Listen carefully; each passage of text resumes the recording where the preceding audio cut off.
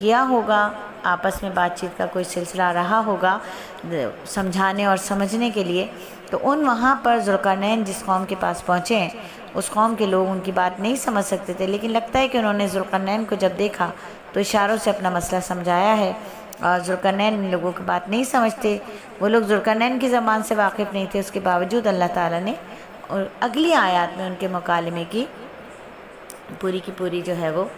بات بتائی ہے، بات سمجھائی ہے، مکالمے کا ذکر فرمایا اللہ رب العزت نے، کہ فرماتے ہیں کہ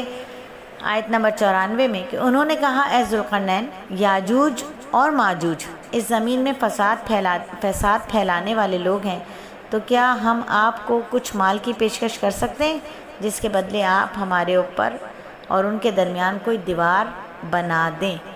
یعنی بات ہوئی ہے، کمیونیکیشن ہوئی ہے، تو انہوں نے اپنا مسئلہ بیان کیا کہ یاجوج اور ماجوج جو ہیں وہ زمین پر فساد پھیلانے والے ہیں،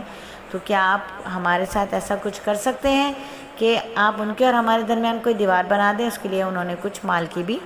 پیشکش کی۔ یعنی اے ذوالقرنین، یہ یاجوج ماجوج دھوم اٹھاتے ہیں ملک میں، تو قوم کا مسئلہ یہ کہ وہ پہاڑوں کے پیچھے ایک قوم تھی جس کو یاجوج ماجوج کہتے ہیں، وہ ان کے پاس آ جاتے تھے، ان سے قتال کرتے تھے، ان کو تنگ کرتے تھے، ان کو لوٹتے تھے اور پھر چلے جاتے تھے۔ اس کے کچھ عرصے کے بعد ان کے سے یہی معاملہ ہوتا تھا،